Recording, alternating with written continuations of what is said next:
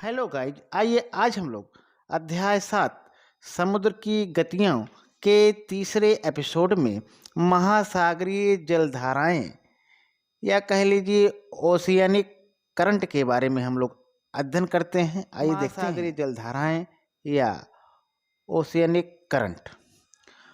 महासागरीय जल की गतियों में धाराएं सबसे अधिक शक्तिशाली होती हैं।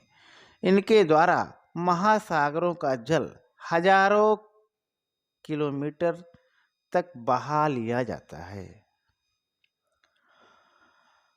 महासागरों में एक निश्चित दिशा में नदी की तरह बहते जल को महासागरीय धारा कहते हैं। ये धाराएं कम चौड़ी और तेज गति वाली होती हैं। इनकी गति 2 से 10 किलोमीटर प्रति घंटे तक हो सकती है।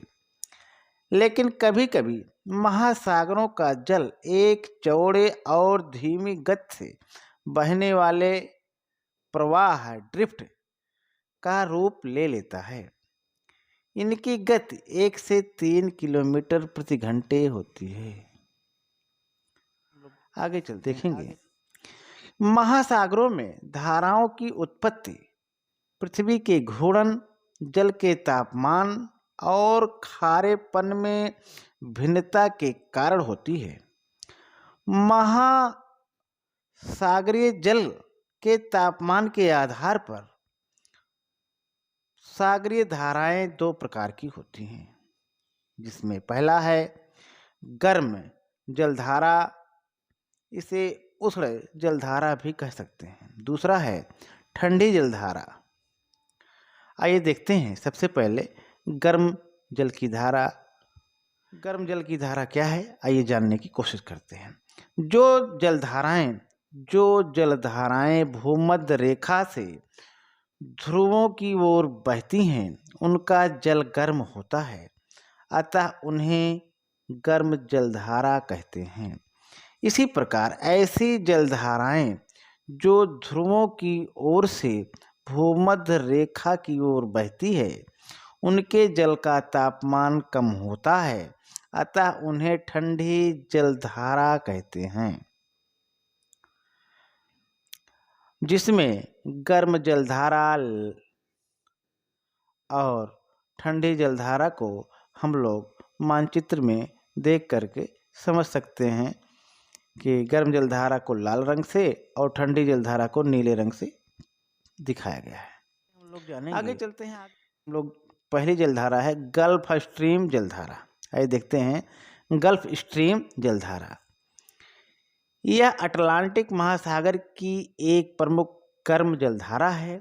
गल्फ स्ट्रीम की धारा उत्तरी अमेरिका महाद्वीप के मैक्सिको की खाड़ी से उत्पन्न होकर उत्तर की ओर प्रवाहित होती है। आगे चलकर पछुआ पवनों के प्रभाव में आकर यह अचानक पूर्व की ओर मुड़ जाती है और यूरोप महाद्वीप के पश्चिमी तट पर पहुंचती है। आगे चलते हैं। आगे इस गर्म जलधारा के प्रभाव से यूरोप का उत्तरी पश्चिमी तट सर्दियों में भी जमने नहीं पाता है, जबकि उत्तरी अमेरिका का उत्तरी पूर्वी तट बर्फ से जम जाता है। इसी कारण यूरोप महाद्वीप के सभी बड़े बंदरगाह वर्ष भर आवागमन के लिए खुले रहते हैं। आगे हम लोग जानेंगे। आगे चलते हैं लैब्राडोर की धारा। आइए देखते हैं लैब्राडोर की धारा। यह एक ठंडी जल की धारा है। यह आर्कटिक महासागर से प्रारंभ होकर न्यूफाउंडलैंड के पास गल्फ स्ट्रीम जल की धारा से मिल जाती है। यह कनाडा के लैब्राडोर पठार के पूर्वी तट के किनारे बहती है, अतः इसे लैब्राडोर जलधारा के नाम से जाना जाता है। लैब्राडोर की ठंडी जलधारा के साथ बर्फ के बड़े बड़े खंड आइसबर्ग न्यूफाउंडलैंड तक आते हैं।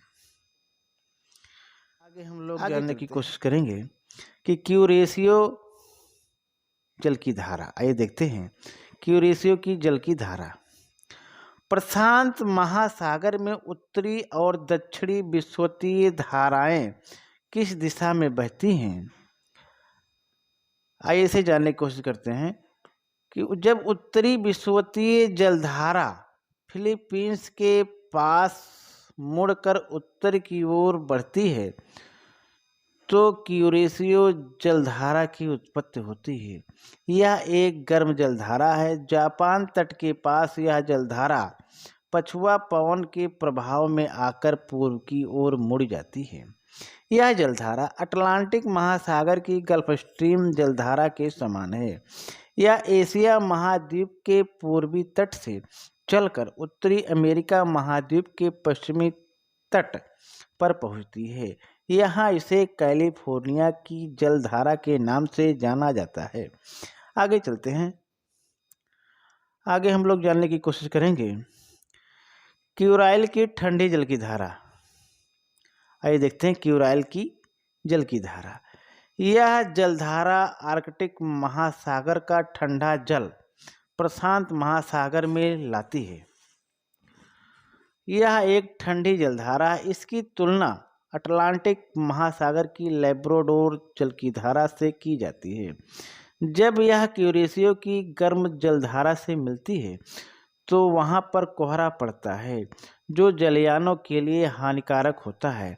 गर्म एवं ठंडी जलधाराओं के मिलने से यहाँ समुद्री घासें मिलती हैं जिसे मछलियाँ खाती हैं और इसी कारण से यह क्षेत्र मत्स्य उद्योग के लिए विश्वविख्यात है। आगे चलते हैं। आगे हम लोग जानने की कोशिश करते हैं जलधाराओं का तटीय क्षेत्र पर प्रभाव। आइए देखते हैं जलधाराओं का तटीय क्षेत्र पर क्या प्रभाव है। समुद्री जलधाराओं का प्रभाव सबसे अधिक तटीय भागों पर होता है। ये जिन तटीय भागों से होकर बहती हैं अपने स्वभाव गर्म या ठंडी के अनुसार वहाँ के मौसम और जलवायु को प्रभावित करती हैं।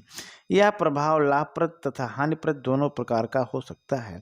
जैसे गर्म जलधाराओं के ऊपर चलने वाली हवाएं नमी प्राप्त करके तटीय भागों में वर्षा करती हैं।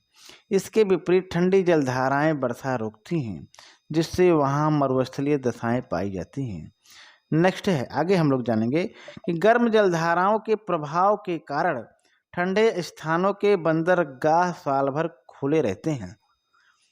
जैसे यूरोप महाद्वीप के उत्तरी पश्चिमी तट के बंदरगाह वर्ष भर खुले रहते हैं।